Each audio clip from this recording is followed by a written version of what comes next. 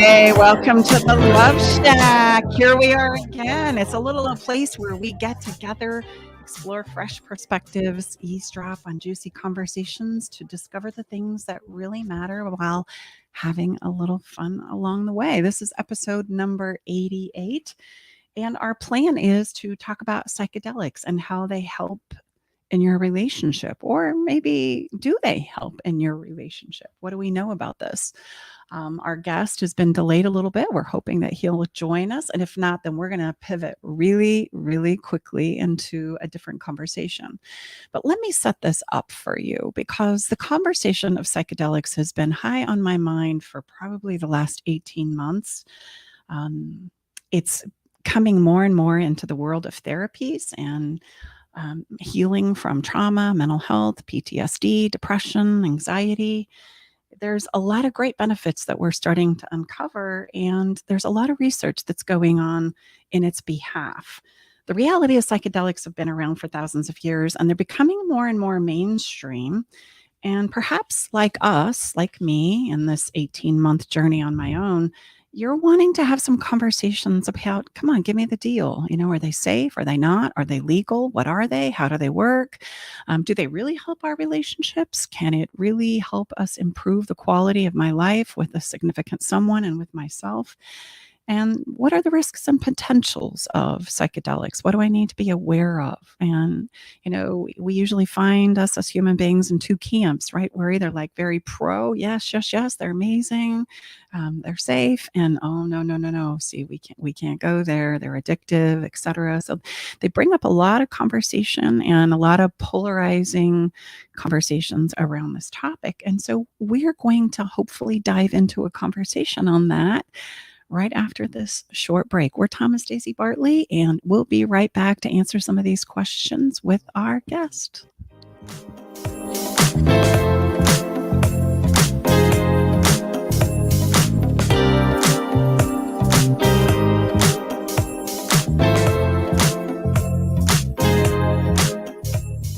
I met Stacy and Tom about 2 years ago. I was at a point in my relationship where I was ready to file for divorce. Not that I wanted to, but I just felt hopeless and helpless. I'd been through other counseling and coaching and didn't find any success.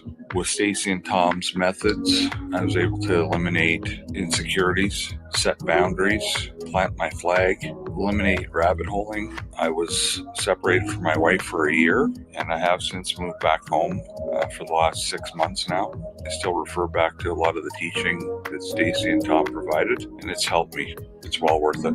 Don't let fear or doubt hold you back from learning what to do about your struggling relationship. Sign up for Stacy's new mini course, 5 days to save your relationship, to learn the 3 things you're missing from your relationship and get the exact roadmap you need to take to save it. Get instant access at stacybartley.com/5-days. That's stacybartley.com/5-days.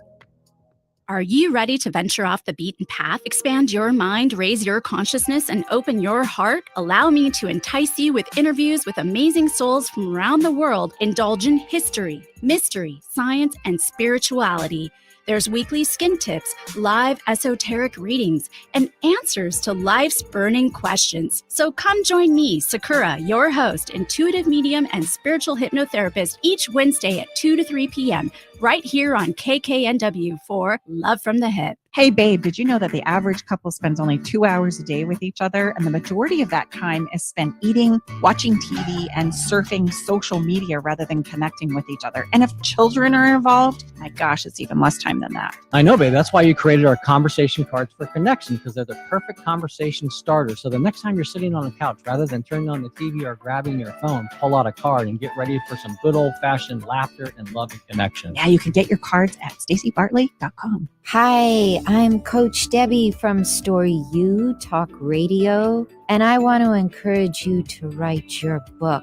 Weekly, I offer topics about style and storytelling. I take your questions on our live show every Thursday at 4 o'clock, or you can subscribe to Story U, that's capital U, on any of your favorite platforms.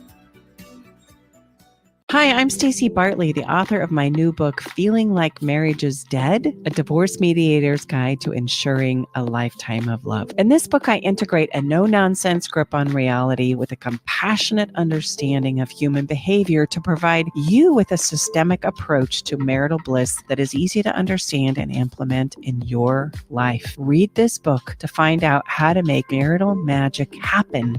And you can do that by going to lifetimeoflove.me. Again, that's lifetimeoflove.me. Self-help, healing, spirituality, and more on Alternative Talk 1150. Welcome back inside the Love Shack, episode 88, and we have had a very Quick change of plans. Sudden change of plans, but you know what? That's exactly how relationships often go. So, to demonstrate exactly how relationships work, we are going to plan B on the fly, but don't worry, it's not on the fly, and we're going to get into some of our most pressing questions that we have often asked us. And here we go. And the number one is, Hold on a second. I think we need to address the elephant in the room, sure. which is often a place where we get to start in our relationships of, well said. you know what, guess what? We're not going to talk about psychedelics today because unfortunately the Dr. person who was Wolfson, yes, our expert has been unable to join us today. And working with I his know patients just enough to be unannounced. dangerous. You know, I can misspeak about a lot of things and give you kind of the things that I've learned, but I can't go deep into them. So I'm going to refrain from that conversation. And we will definitely arrange to have the wonderful expert on this topic come back and join us again in the Love Shack. So we are going to pivot just like Tom said.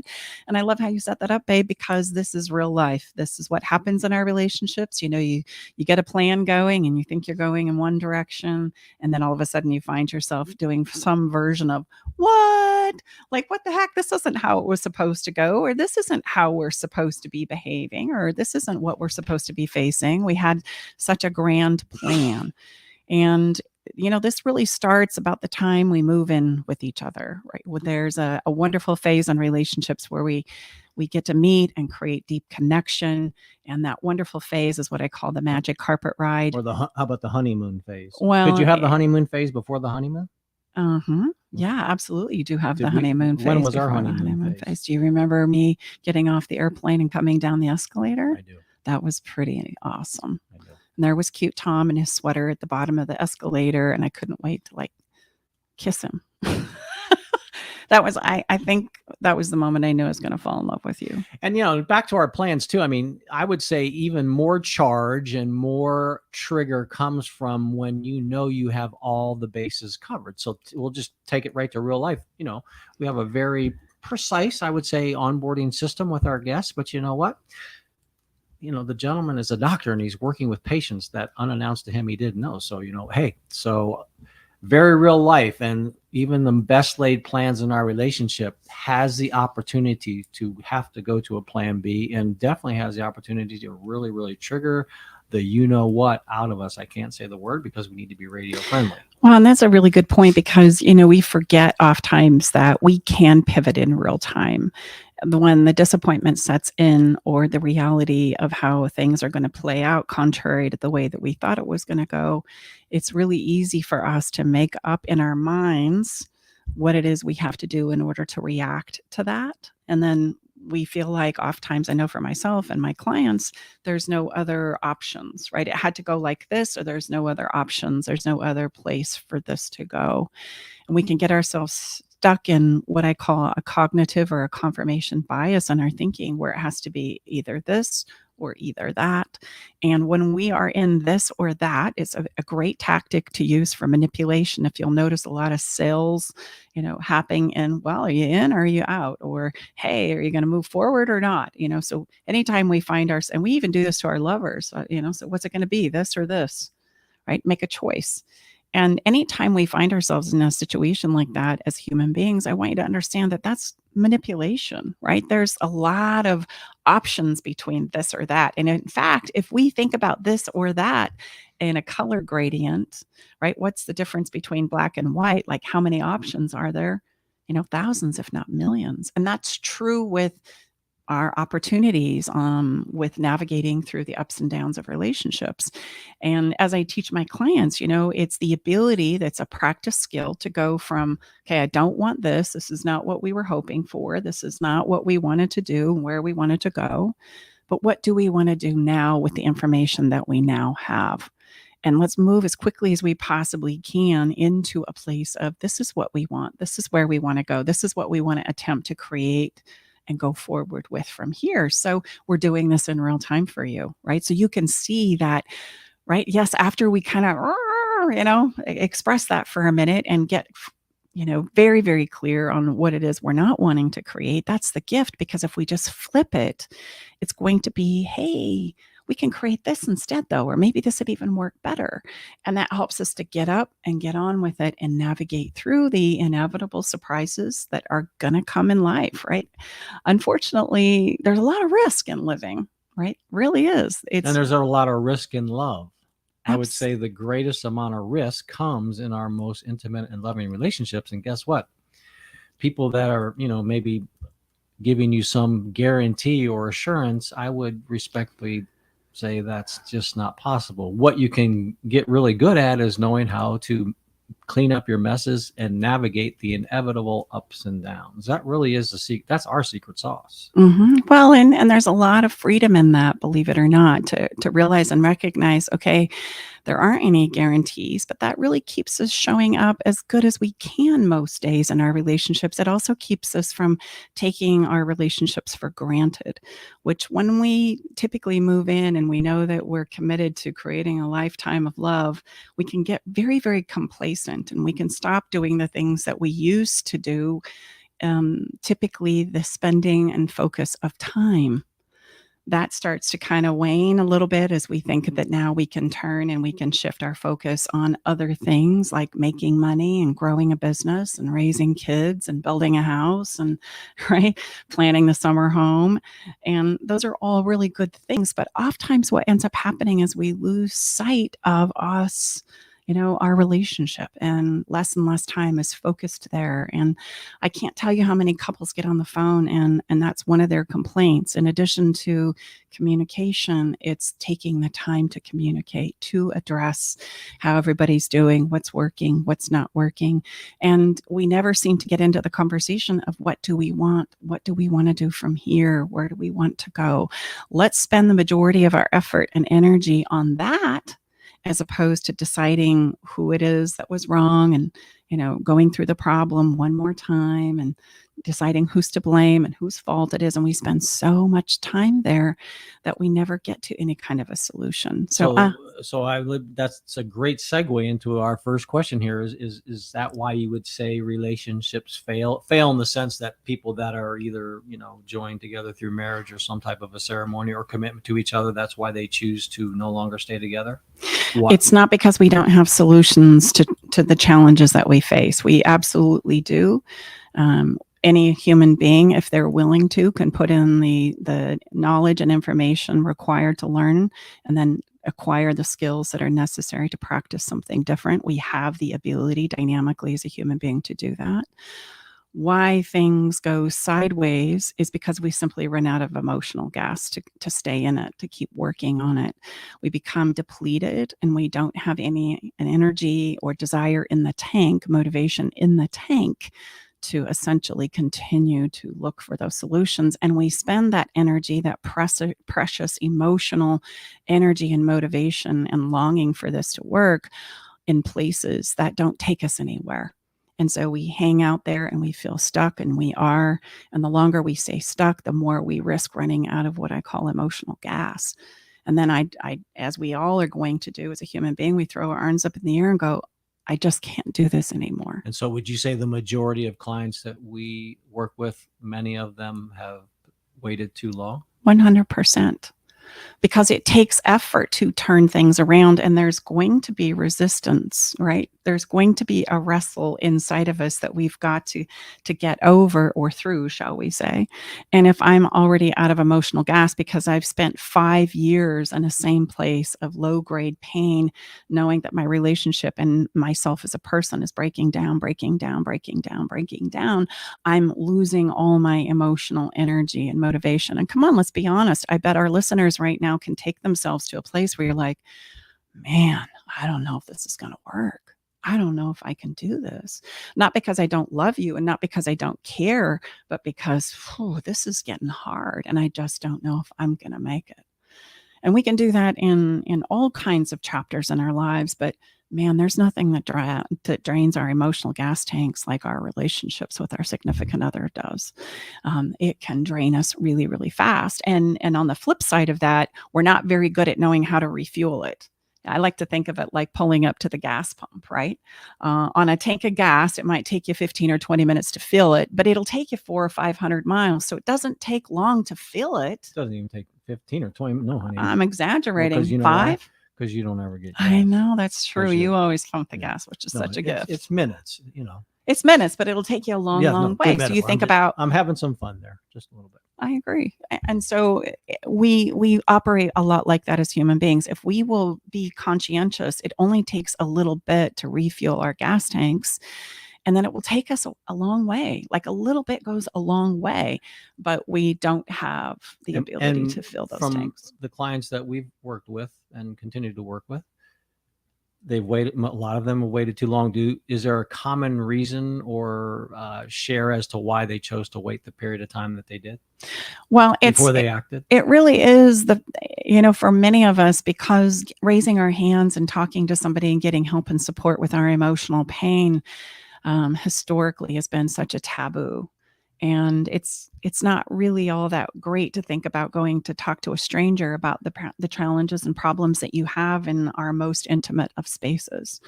It's difficult, and it takes a lot of courage to finally go, okay, I've had it. So a lot of us as human beings have to be pushed to the brink before we'll finally go, okay, I've tried everything else I know. I've talked to everybody else that I feel safe with. Nobody can seem to give me the answers that I need. It's still failing. The pain is going up. So finally, okay, I'm going to risk it. What the heck? I'm going to jump in and just get some help and support.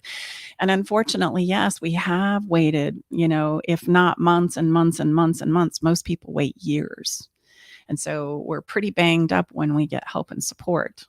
And I know you're very passionate about also having people have a much different actual experience, if they do choose to work with us, about what it's like, because I do think there's a strong story and narrative out there. This is what I say. We don't even share this to our closest, oftentimes family, that we're having challenges in our relationship. So I know you're very passionate to, at the end of a first session for someone, you would love them to have what type of a response or an experience versus what they typically think going in. My goal is to, first of all, right out of the gate, acknowledge them for the courage to book an appointment and come in and just explore it, right? Let's just see how this is going to go. And I think that's such a moment for, yahoo, you did it. You're here. I mean, that's an accomplishment in and of itself. And then, I'm really heavy and big on teaching and practice. And so it's not so much coming in about, hashing your problems or discussing who was right and wrong, or me playing okay, now, Sam, you need to let Melanie talk, right? It's not that. It's everybody has a voice and everybody deserves to be heard. And it's amazing what we will explore when things start to make sense, which is why I'm heavy on learning. And then we have a little fun, believe it or not. This can be something that you can leave and it will put a smile on your face. And so my goal is to make sure that as you walk out of my office, out of that first initial session, that you have a breath of hope and fresh air, right, in your heart as you walk out and know, okay, wow, this starts to make a lot of sense. And I understand why we're here. And I understand how we can practice and go forward. And it gives me a tremendous amount of hope and joy. And so we intentionally refuel you. I don't want you to come in and feel worse when you leave than when you came in, especially after your courageous move. I want you to feel better. I want you to feel refueled. I want you to feel like like you can walk out of there with some real concrete things to focus on and to start going in a brand new direction. And by the way, while I'm thinking about it, babe, I want to really give a shout out to our young people. I'm noticing that the couples that are starting to show up at my office are dropping in age, literally within the last, I would say 2 to 3 years. Young families, young parents, right? 30 to 35, 40 years old. Our youngest clients right now are 23. And I just think, yes, our young people are stepping up and they're raising their hands sooner rather than later to get help, to get support, to learn. And I'm starting to see a lot of that taboo that you and I had when we were, growing up and raising families and going through it, and the lack of support that we would reach out for is falling away. And our young people are really stepping up to the bat. So I really want to just take a minute and give a shout out to them for their courageous and bold efforts to say, okay, I'm going to tell the truth sooner rather than later. I'm not going to sit here and pretend an illusion at all. If I don't know, I'm going to raise my hand. I'm going to get some help and support. And I hope that we can hold it that way.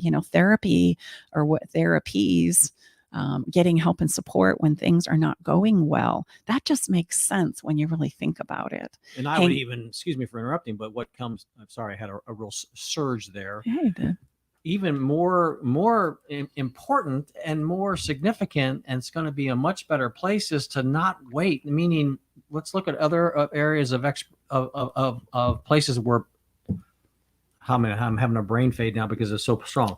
Look at other areas that we spend time and money that we want to improve. Okay, so I'm going to use Stacy and I. We've just recently, over the last 30 days or so, joined our CrossFit gym. So I didn't go there because, yes, I haven't trained as hard as I have if you listen to the show for a long time, but nevertheless, meaning I go there because I want to improve and get better, not because things are breaking down. I Stacey and I, we got together later in life. So Stacey says, I got to live 120, honey. Vigorously, 120. Full of vigor and vim.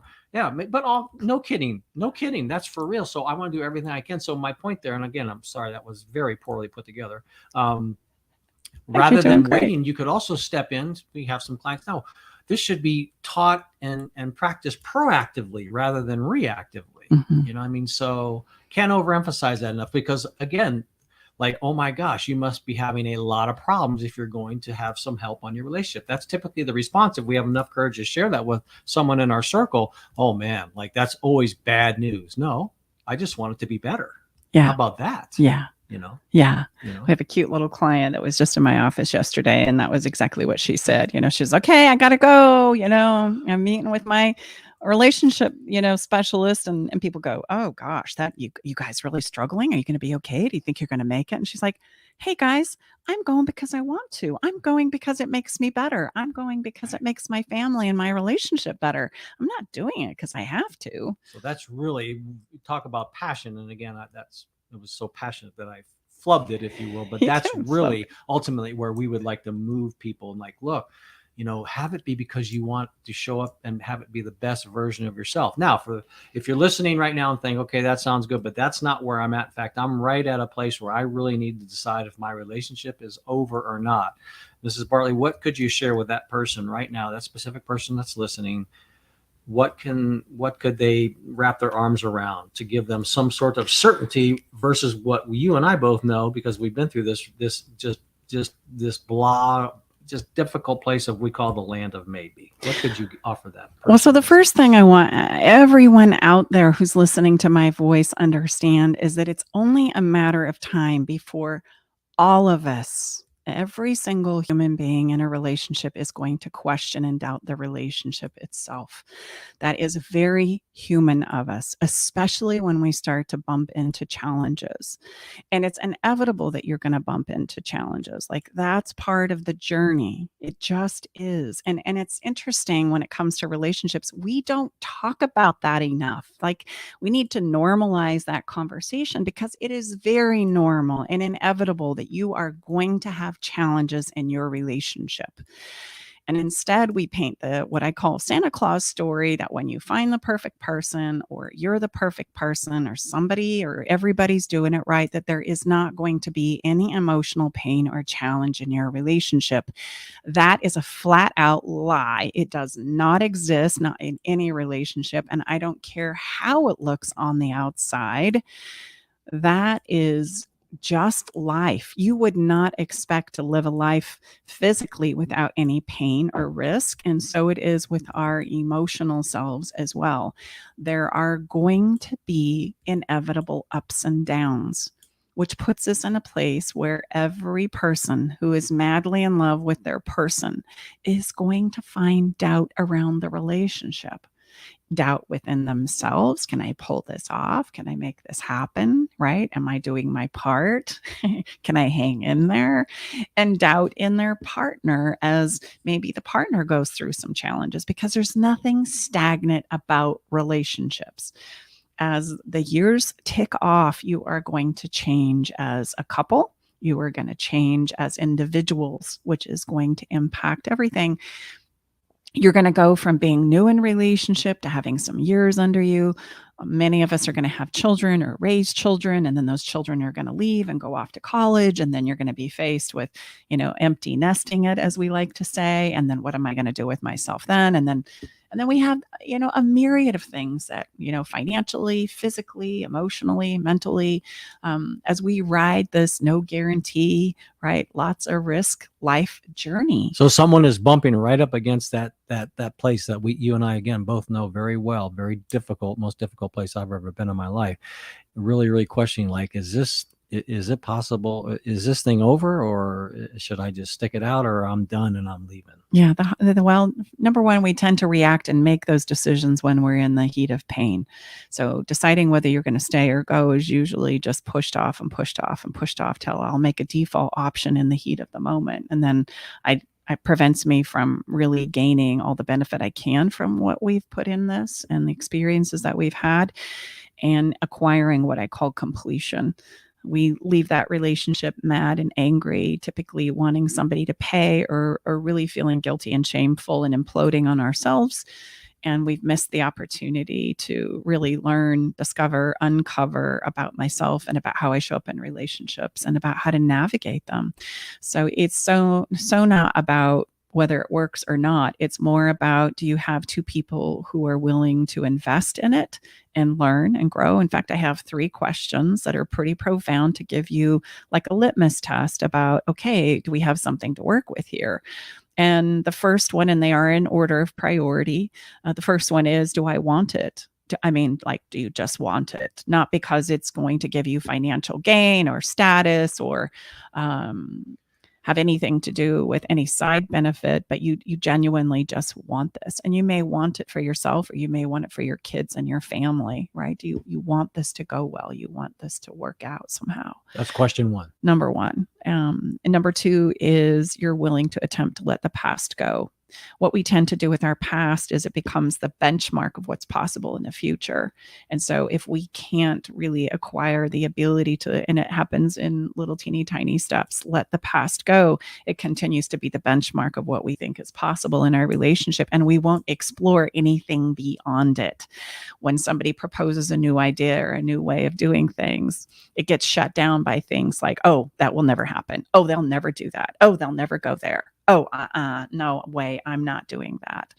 And if you get stuck in that place of the past, you're right. The good news is you're right, I guess. And the bad news is you're right. You can't move on if the past is the benchmark of what's possible. So if we can let that go and start looking strategically at and emotionally, right, with the willingness and the motivation to plan beyond that, what's happened, and to see if we can rise above it, then we can move the needle. And I just want to point out right here, this is what happens in new relationships. So like if you were to get out of one relationship and jump into another, the reason why it's such a wonderful magic carpet ride is you're allowing yourself to look at that dreamy future again, the one that you refused to look at and didn't believe was possible in the old relationship. And so if you can get past sometimes the past, right, which is challenging, it's going to challenge you. Absolutely, you can move forward in profound ways that you couldn't even imagine were possible. And then the last one is you've got to learn. You've got to learn some skills. You've got to understand how you arrived here. You've got to acquire and practice some new ways that you show up in relationship overall and for yourself and for others. And if you have those 3 things, like if both parties are amenable to getting into a heck yeah, let's give it 30 days. And I don't like to go any further than that. Like 30 days is about all we can wrap our head around when things are really in a place of struggle. And if you can get all in for 30 days, we can see what happens in 30 days in attempting a new way of showing up in our relationships. And then at the end of that 30 days, we can evaluate it and say, are we making progress? And if a couple's making progress, we go, yes, we did it. Yes, heck yeah, I want to try again. Heck yeah, I want to look at the next 30 days. Let's see what we can do.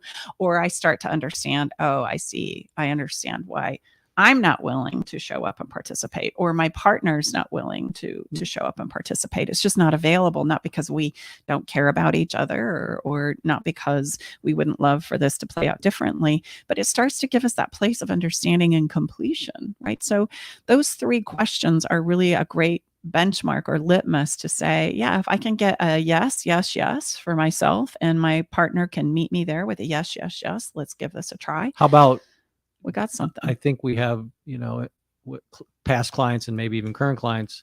How about if one partner has 3 yeses and the other partner maybe not yeses and maybe lukewarm?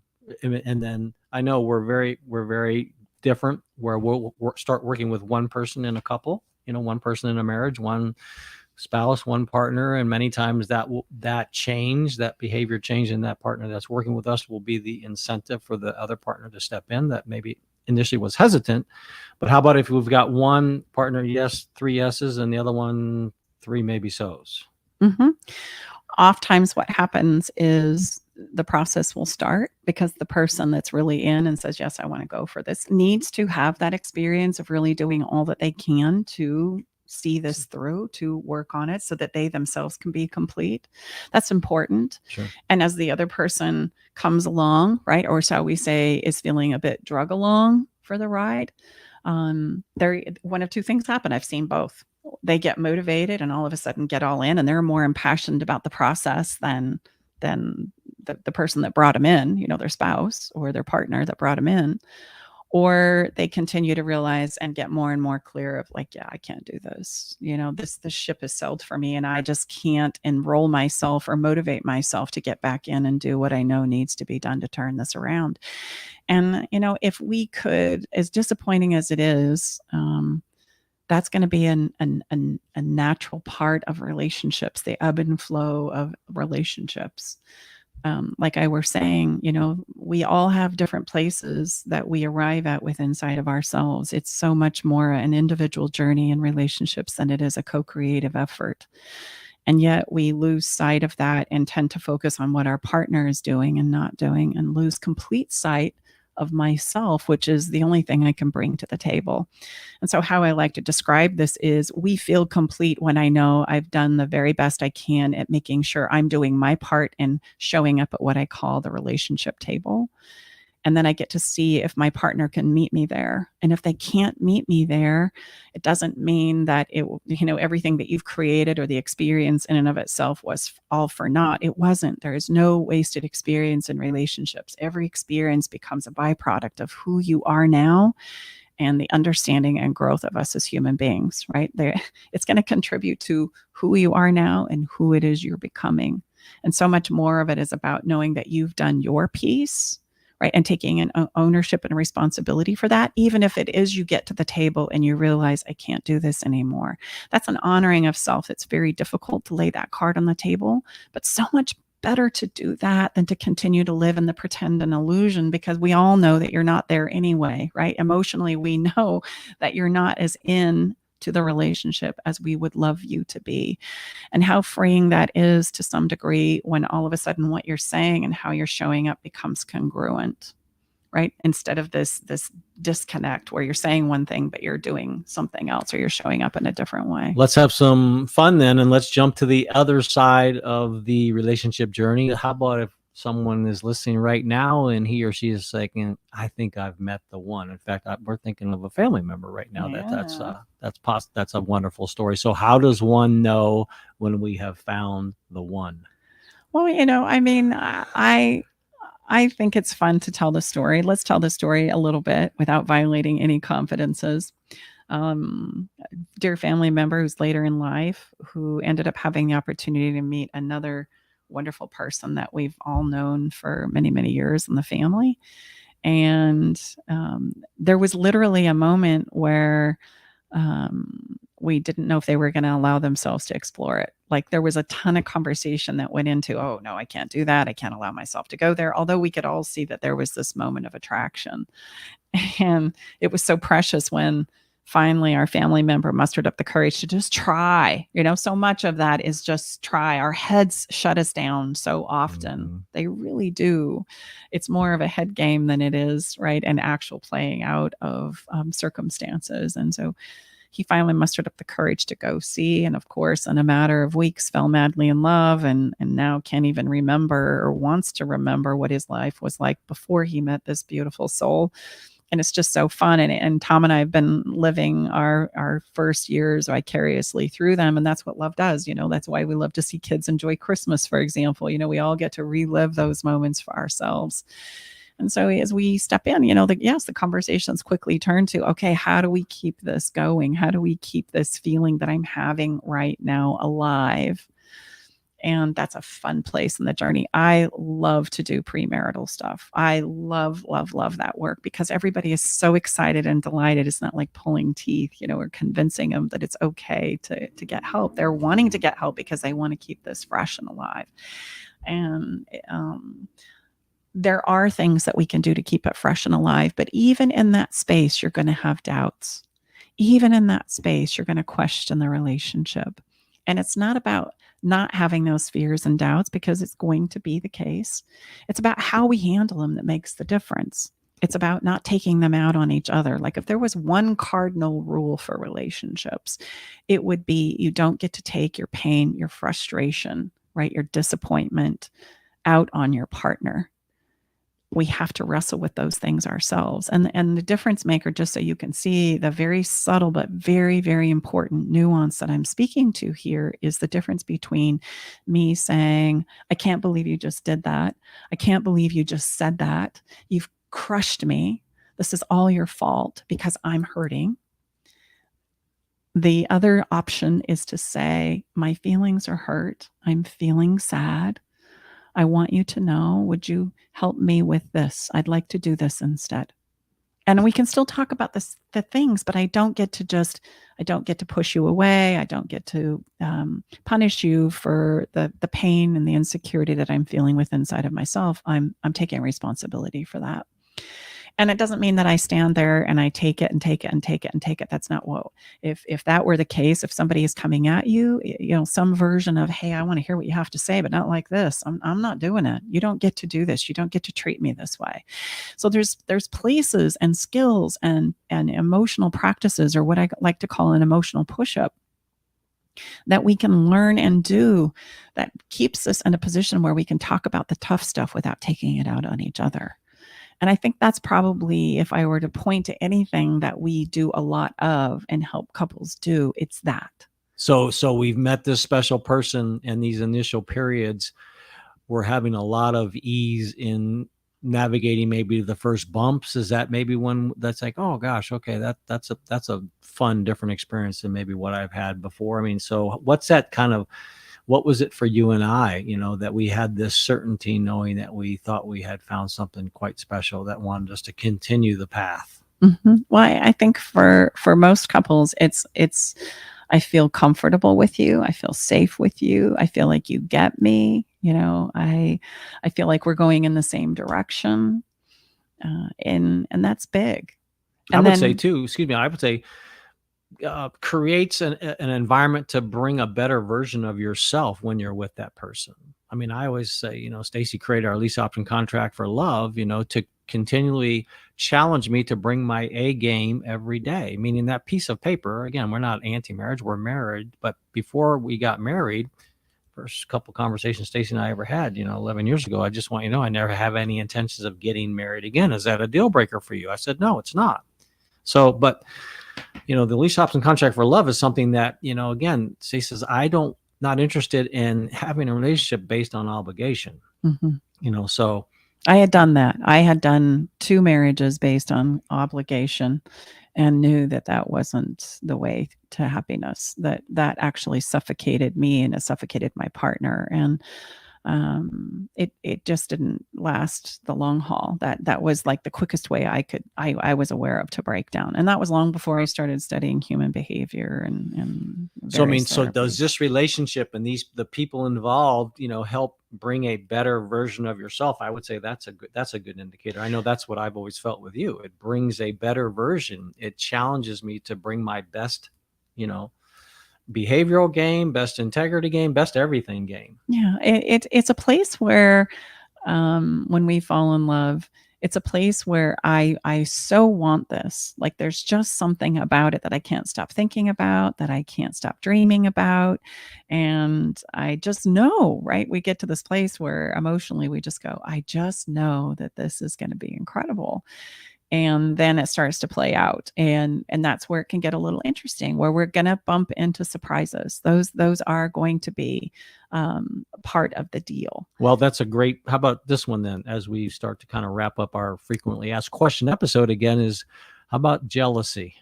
Is jealousy So a how part do of how a do, relationship? is that a normal? Is that a health? Is that healthy? Is that normal? Is that abnormal? And Jealousy is actually a fear and an insecurity within the person. So jealousy is something that shows up and that I attempt to control to manage my own fear and insecurity that's playing out inside of myself. And it can wreak havoc for sure, not only on the person that this is being taken out on, because think about what happens. I'm trying to control the person so that I can feel better, so I can feel at ease. Don't talk to those people. You can't go there. Can't go out in that. Don't wear that.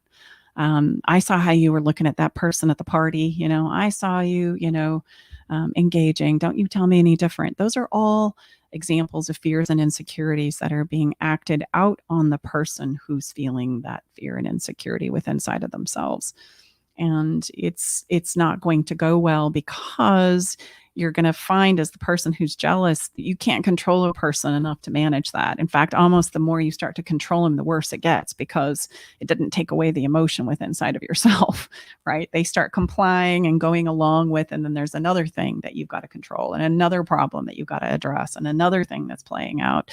And so you find very quickly that there's no amount of control and monitoring that you're ever going to be able to do with this person that you care about to keep you from having those feelings. So those have to be addressed by the person who's feeling the jealousy and insecurity.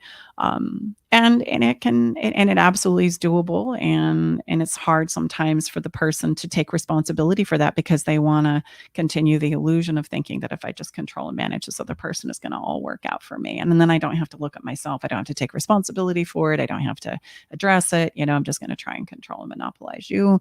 And we can live lifetimes in that place. If you are by some chance somebody who's trying to comply to somebody who's jealous, if you play along with it, it's going to simply escalate it. If you play along with the demands and such so that they can feel better, it doesn't play out well. And so jealousy is something that I would say is not healthy in a relationship. It's probably going to happen. There's going to be some jealousy happen because we care and because we start to have our own fears and doubts that come up inside of ourselves. It's how we handle it that is going to have the impact on the relationship. So overall. give us a super tip for someone out there that might be navigating jealousy right now. What would that be for him or her? Well, how about if I tell a story? Okay. A real life story from me. I remember very early on in our relationship. Why is it, this one I don't have the answer to, why is it that when you get happy, you start to put on weight? Conversation for another time. Is that the freshman 10? So it's like Tom and I move in together, and I'm so happy and I'm so grateful to be in this new place and to have this opportunity to build a life with him. And all of a sudden we're getting ready to go out to dinner one night, and my cute little dress that used to zip right up doesn't zip so right up anymore. And it was just a particular day where I had a lot of fear and insecurity about myself, right? And I wasn't feeling as beautiful as I had. And so we're going to this fancy place, and I'm feeling a little down about it. And, you start to wonder, do you love me as much as I love you? Like, because I love you so much, and that's a normal doubt-inducing thought that we will have. The more we care, the more we start to go, oh, man, I hope I'm not in this by myself because I really love you. I hope you love me. And how do you vet that out, right? So here we are sitting at a table with my dress that's now pulling at the seams, and I'm thinking, oh gosh, darn it. And I look across the table at Tom, and I see he's looking through me, not at me, but through me, which of course is just going to add evidence to my doubt and my fear that, oh gosh, see, it's happening. He's becoming disinterested in me. Maybe I'm not enough to hold his attention, which is all my fear and insecurity. And I turn around, and of course, as you could probably guess, there's a beautiful woman standing behind me in this gorgeous dress, long, beautiful. I mean, she's just stunning. And I turned back, and I remember the flood of options that like in nanoseconds flooded through my mind. Okay, you can get mad and say, okay, I'm going to leave now. I'm going out to the car. This dinner's over. I know exactly how you feel about me now, or I can go to the bathroom, excuse myself, and maybe cry, in the toilet paper for a minute and try and pull it together, see if I can do that. And then the thought came, maybe you could just be courageous enough to like work through this with him and disclose what really is true for you. And that's thankfully what I chose to do. And I looked up and said, are you looking at that beautiful woman? And Tom, thank goodness you said yes, because I don't know what would I have done if you had lied or tried to like negate the fact that you were looking at her when I absolutely knew you were. And so thankfully you said, yeah, I am, she's a beautiful woman, but so are you. And I said, as I reached across to hold his hand, I am feeling not so beautiful right now. And could you reassure me that you love me? Could you reassure me that you want this, right? And that we got this. And of course, as Tom does, and Tom's style, looks me right in the eye and says, oh my gosh, yes, I love you. I love us. I'm so excited for our future.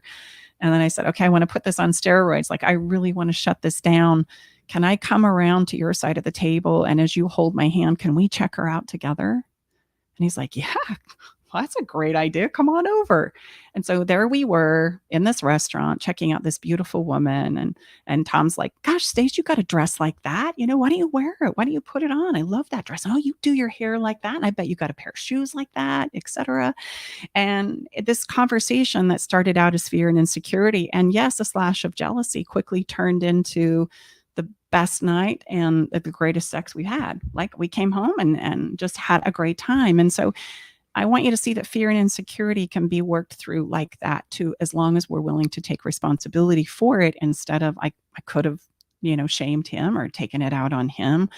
And then remembering, no, this isn't about him. This is about me. And it's coming up because I care so much and I'm needing to be reassured that he loves me. Well, let's just ask for that. Let's just go there instead of all the other things that we do.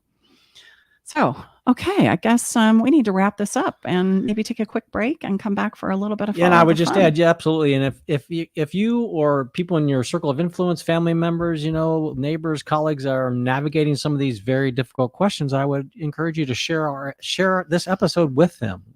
And also, if you want to know how we help people going through these very difficult places, and sometimes not so difficult, great places, they want to keep it great, just go right to our website and the Work With Me page, and it'll explain exactly how we work with our clients. And yeah, we'll take a short break, and we'll break. Holy cow, tongue tied today, and we'll be right back.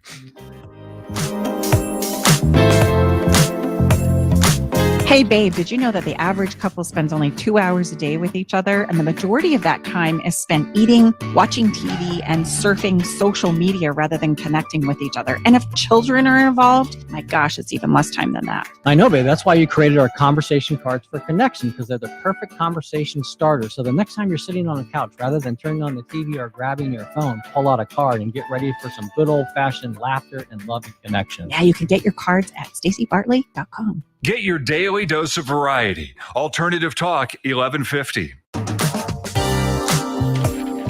Welcome back inside the Love Shack. And what do we have? What's fun? What are we doing for fun, Mrs. Bartley? Okay, so we've talked about refueling today. Yes. This is why we do this segment. This is the opportunities that we give you so that you don't have to get so creative on your own side. We feed these up to help you refuel your gas tanks and to give you ideas of bringing some play. And if this is where you typically, sign off, that's okay. But, I'd encourage you, I would challenge you, actually, that's even better. Don't sign off. And again, we take an important number of minutes because novelty and play, it's proven scientifically, and it's typically, maybe you share confirm this with me, it's what goes out of our relationships as soon as the problems start. All the not think about, was it Tony Robbins? I think I'm paraphrase, if we did what we did in the beginning of our relationships, there would not be an end. Yeah. Well, the time starts to wane, as we talked about already, and our ability to create moments that light us up or that are delightful or fun or nonsensical or silly, right? Those are the things that refuel us. And think about last time you did one of those, if you're one of our regular listeners, I hope you're saying, right, I just did it last week. But this is one of my favorites. I love this. I call it an acknowledgement ceremony. And what I'm going to invite you to do is walk through your house and pick up everyday, ordinary objects that remind you of the qualities you love and admire about your person. And then I want you to put them in a present type of form, wrap them up, put them in some special paper in a special bag, and invite your partner to do this along with you. So they're going to go through the house and they're going to choose things that cause them to think and remember you in all the ways that they appreciate what you do or acknowledge some of the qualities And that you we're have. talking, maybe 3 or 4 items, right? Yeah, three to five items, wrap them up, and then plan a special afternoon or a special evening when the two of you have some privacy. And it doesn't take long. If you've got small kids, 30 minutes, 45 minutes is all it takes. But man, are you going to come out refueled. And you're going to alternate and take turns unwrapping, your gifts that you've chosen for each other. And as the person unwraps the gifts, you tell them why you chose that for them. Like, why does it remind you of them? Or what is it, the quality of their character? What is it that gets sparked with this item? And to give you some examples, I mean, Tom and I have done this on a number of occasions, but it was things like oranges and coffee and his gratitude journal, that were selections from me to him. And the reason why, those are characters that I love about him. He can see the bright side of anything. Tom's very, very grateful and has a very, very robust practice of that. And that's one of the things I love and admire about him, right? Coffee is a beautiful time that we really intentionally set aside. And we've gotten really, really bougie with our coffee, but it's a part of our relationship that is so fun, and to acknowledge that and to cherish that and to give thanks for that, taking the time, because everybody has to choose into that. It's worth acknowledging. Yeah. I remember I one of the things I remember I gave Stacy was a picture of our family, because family is such an incredible part of our lives. We have a large family between us, and it's important. It's foundational to what we do. And Stacy's commitment of serving and loving on our family is, I sometimes don't know how she musters it up. So that was one of the gifts I remember giving you as well. Yeah. And so here we are sitting on our bed, pretending like it's a picnic blanket, and just one by one alternated who opened up the packages. And it was an incredible experience, and it will refuel you. It doesn't take a lot of time, doesn't take any money to put together. It just takes a few minutes and to put the items together. Let's say 10 or 15 minutes to find the items, wrap them up, and another 45 to share them, and you'll come out feeling so, so good. And if you feel like this isn't something that you can access in your relationship, well, that's a really good sign to say, hey, maybe we do need to get some help and support and kind of create a bigger, brighter future for us. Maybe we're using events of the past as that benchmark that holds us down. So just want that to be something that you consider. As we step into picking our song, today we have Phil Collins with us. I Can Feel It in the Air Tonight. And when we have challenges in our relationship, we can feel it in the air, can't we? Like, it gets electrifying, like, oh man, where are we going? Right? Brace yourself, hold on. And this song says it best. And it was a song that was really popular when I was going through a really, really challenging time of being a pregnant teenager back in 1980, 81. And I remember this song playing, and I used to just pull over and just when the drums would start to play, I'd think, okay, I'm going to do this. Just hold on. So hopefully that will inspire you like that today too. This is why I chose it for this episode. And you can find all of our songs for each and every episode on our website or on the Spotify platform by going to Love Shack Live playlist. Okay, so we got to land this. Any final words for us? Well, I Mr. would just Bartley? say, remember, life is going to throw you curveballs even when you least suspect them. So rather than being triggered and just kind of thrown in the towel, just take that pause. The most powerful thing we did, we took a pause and we had our engineer, Eric. Thank you, Eric. We just asked him for a little bit more space and we went to plan B, but you do that through practice. It doesn't just happen overnight, but it's going to happen. So the sweet spot is take that pause, get resourceful, Recalibrate, think about what you want, and then get up and go again, right? It's been a pleasure to be here with you this week. As always, right here in the Love Shack. We so look forward to being here with you again soon. Until then, have a wonderful, wonderful week. Bye-bye for now.